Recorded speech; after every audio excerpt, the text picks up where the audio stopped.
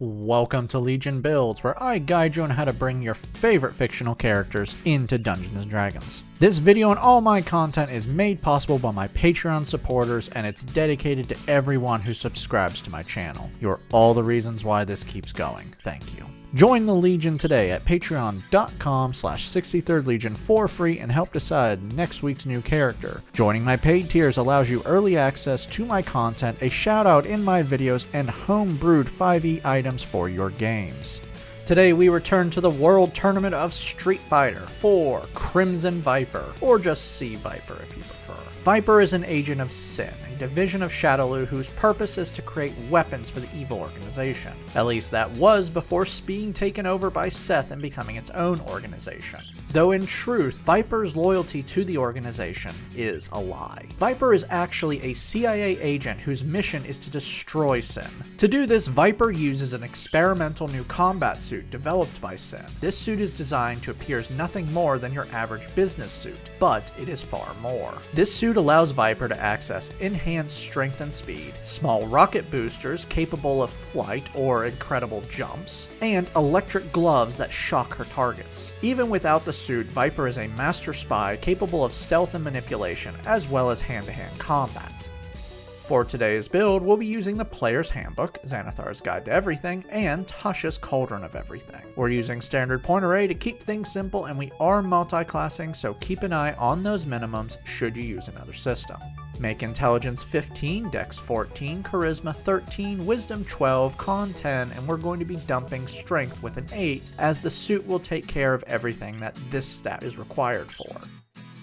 Sea Viper is a human. Resourceful gives you a free inspiration dice at the end of a long rest if you don't have one already. Skillful gives you a starting skill. Grab Stealth. Versatile gives you a free origin feat. For this origin feat, Tough gives you double your current character level in HP, and then adds +2 HP to every level after. This is really good since you won't be adding anything to health. To finish out your lineage, you know the language Common and 2 more of your choice. For background, place +2 into Dex and +1 into Intelligence. For your origin feat, Lucky gives you the edge when you need it because you're fighting in a tournament where people can throw fireballs out of nowhere and you're wearing an Iron Man suit that looks like it was made by Armani. You have luck points equal to your proficiency bonus between long rests. When you have to roll a d20 test, like for an attack or skill check, you can spend 1 luck point to give yourself advantage on the roll. Also, when you are the target of an attack, you can spend 1 luck point to make the attack against you at disadvantage. For skills, take Performance and Athletics. To finish out your background, take Proficiency and 1 tool proficiency of your choice, but heads up, you're going to get a few, so plan ahead.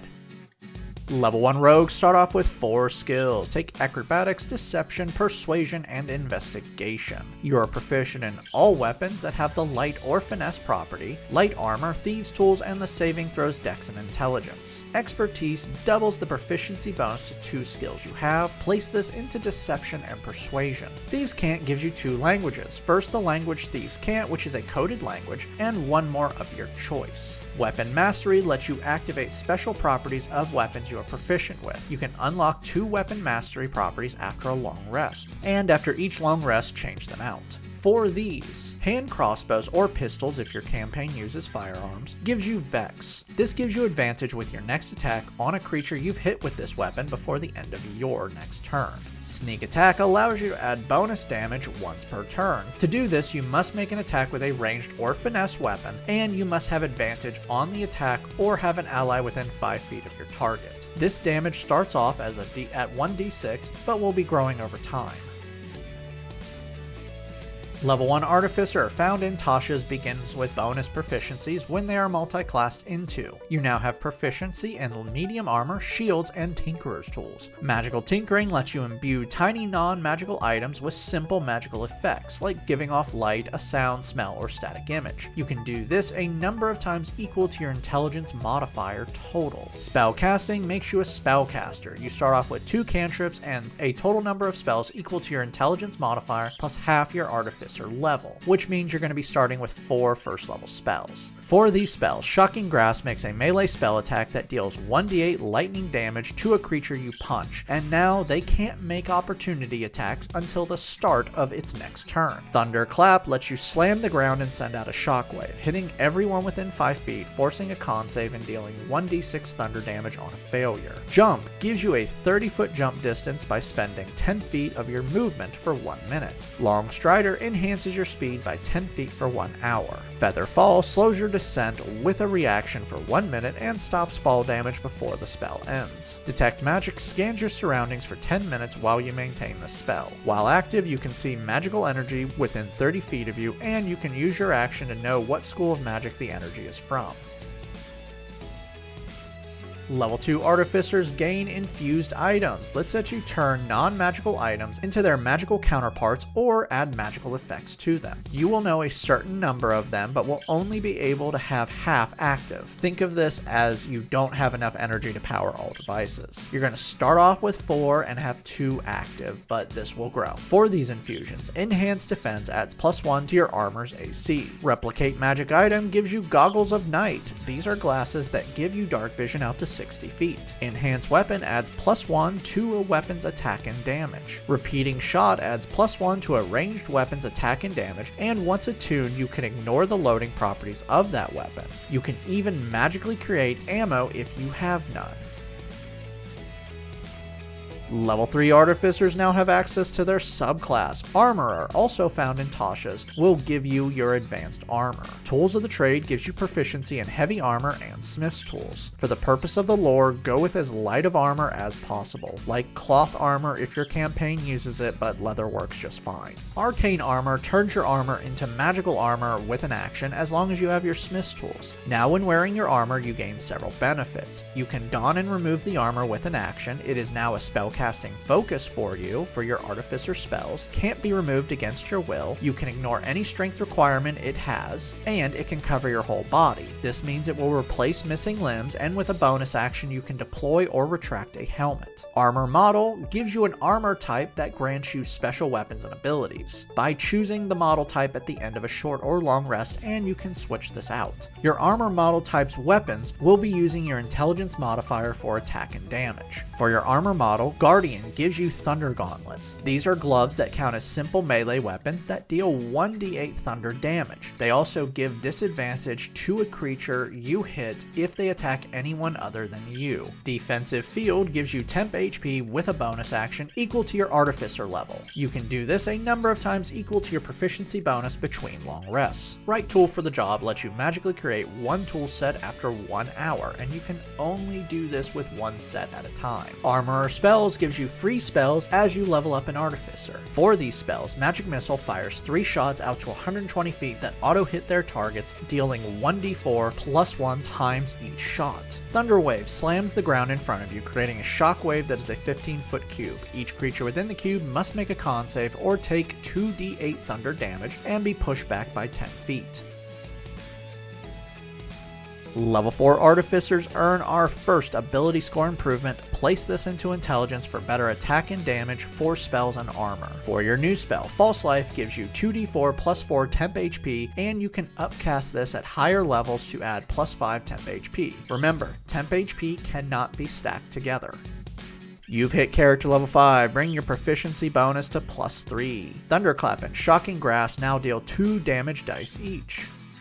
Level 5 Armorer Artificers receive extra attack. You can now attack twice with a single attack action. You also receive second level spells. For your Armorer spells, Shatter sends out a shockwave grenade out to 60 feet, exploding into a 10-foot radius sphere. Everyone within the sphere must make a con save or take 3d8 thunder damage. Mirror Image creates 3 holographic duplicates that can take attacks meant for you. Not something you can do in the game, but it seems to be in your wheelhouse. When you are targeted by an attack, you roll a d6 for each duplicate. If any of the rolls are 3 or more, one of the duplicates takes the hit and is destroyed. A creature that has True Sight or Blind Sight or has been blinded ignores the duplicates. Level 2 Rogues gain Cunning Action. Dash, Disengage, and Hide are bonus actions to you. Level 3 rogues now have access to their subclass. Mastermind from Xanathar's makes you a better spy and manipulator. Master of Intrigue gives you proficiency in Disguise Kit, Forgery Kit, and one gaming set of your choice, and 2 more languages of your choice. Master of Tactics turns Help into a bonus action. This allows you to distract an enemy within 5 feet, giving advantage to an ally when they attack, but since you're a Mastermind, you can be within 30 feet to distract the enemy. Steady Aim lets you give yourself advantage on an attack by using your bonus action on a turn you haven't moved, but your speed becomes 0 until the end of your turn. Finally, your sneak attack is now upgraded to 2d6 extra damage. Level 4 rogues earn another ability score improvement, Cap Off Intelligence, which means you get a new Artificer spell. We'll talk about that one in a second. Your character level 9, raise your proficiency bonus to +4. Level 6 Artificers receive Tool Expertise. Now when you use a tool you're proficient with, like Tinkerer's Tools or Thieves' Tools, you double the proficiency bonus to the tools. You also receive 2 more infusions, but I don't care right now, so take whatever you want. You now know 6 and can have 3 active. For your new spell, Enhance Ability lets you choose 1 stat from Strength, Dex, Intelligence, Wisdom, or Charisma. For 1 hour while you maintain the spell, you have advantage on all checks made with the chosen stat. Levitate activates your thrusters for 10 minutes while you maintain the spell. While active, you can raise up 20 feet into the air. You cannot move horizontally, only vertically. You can move 20 feet up or down as part of your move. When the spell ends, you slowly drop to the ground, taking no damage. Level 7 Artificers gives you Flash of Genius. Now when you or a creature you can see within 30 feet of you is making a skill check, you can use your reaction to add your intelligence modifier to the check, even if you're already adding your intelligence modifier to the check. You can use this a number of times equal to your intelligence modifier per long rest. You've hit character level 11, Shocking Grasp and Thunderclap now deal 3 damage dice each. Level 8 Artificers earn another ability score improvement, Start Raising Charisma for more deception and manipulation. For your new spell, take what you want. We only need 1 more normal spell, and that spell comes next level. Level 9 Armorer Artificers gain armor modifications. Now your armor is divided into 4 parts for the purpose of infusion. These parts are helmet, boots, armor, weapons, and chest, which is considered armor for prerequisite for infusions. You can also now use 2 more infusions if they are part of your armor, so Enhanced Defense and Enhanced Weapon can now be free. You also gain 3rd level spells. For your armor spells, Hypnotic Pattern throws a flash grenade out to 120 feet, exploding up into a 30-foot cube. Each creature within the cube must make a wisdom save or become charmed by you for 1 minute while you maintain the spell. While charmed, their speed is reduced to 0 and they are incapacitated. An incapacitated creature can't take actions, bonus actions, or reactions, can't speak, can't maintain spells, and is surprised with initiative rolls. The spell ends early if they take damage or another creature uses their action to snap them out of it. Lightning Bolt fires a blast of electricity in a 100-foot long line that is 5 feet wide. Each creature within the line must make a dex save or take 8d6 lightning damage. For your normal spell, since I didn't want to talk about it last level, Asher Delarn's Stride from Fizzbands ignites your boosters. For 1 minute while you maintain the spell, your speed is increased by 20 feet and your movement can't provoke attacks of opportunity. Also, the ground itself ignites in flames and any creature you move within 5 feet of, even if you pass them, takes 1d6 fire damage. Your character level 13, bump up your proficiency bonus to +5.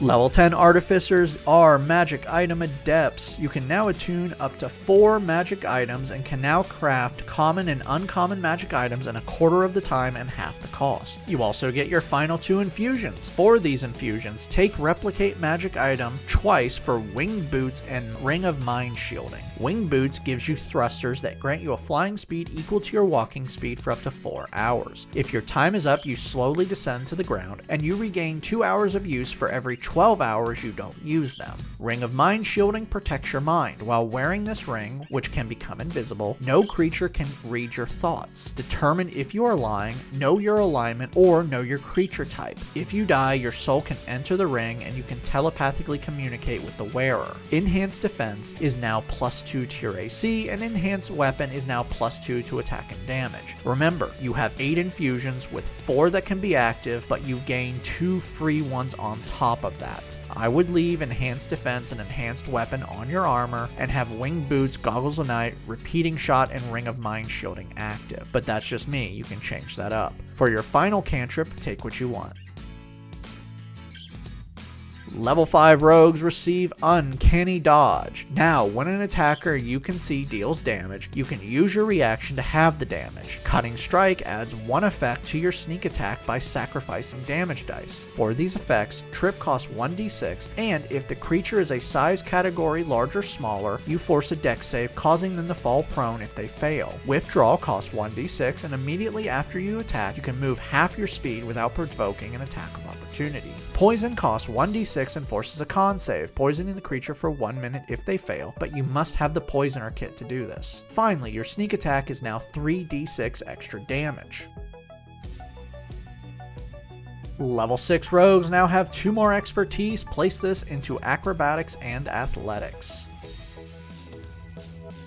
Level 7 rogues gain Evasion. Now when you are forced to make a dex save, you take no damage when you succeed and half on a failure. Reliable Talent means anytime you make a skill check with a skill you are proficient with, any roll of 9 or lower automatically counts as 10. Finally, your sneak attack is now 4d6 extra damage. You've hit character level 17, max out your proficiency bonus at +6. Shocking Grasp and Thunderclap now deal 4 damage dice each. Level 8 rogues earn another ability score improvement, wipe out that negative, and place this into strength.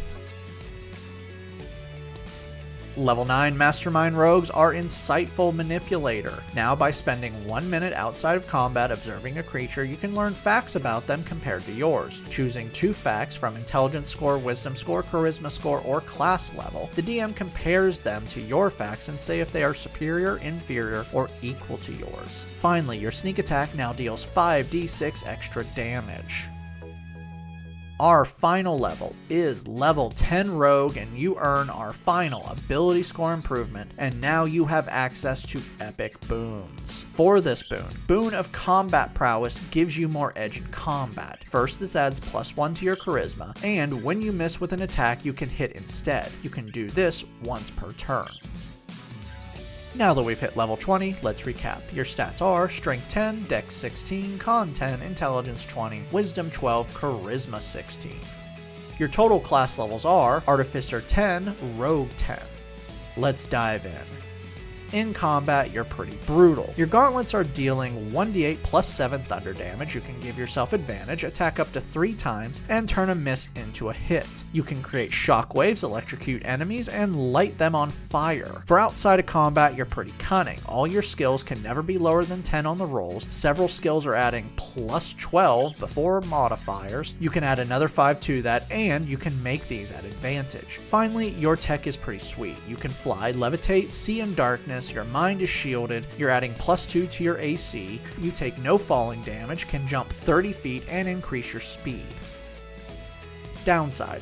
Biggest problem with this build fits with the lore. Your sneak attack can't be used with your gauntlets. It can be used with your gun, regardless if it's a hand crossbow or pistol, which both of these are less noisy than your thunder gauntlets. Switching tactics from headfirst brawling and shooting is a good idea, and once more it fits with the lore of the character. You have a lot of concentration spells, which is normal. I get tired of saying that, but all spellcasters have an issue with that, so I have to say it. The biggest problem is your health. Taking the average, you have just over 123 HP. You're going to have to hit hard and then get out of there before those who can hit harder hit you.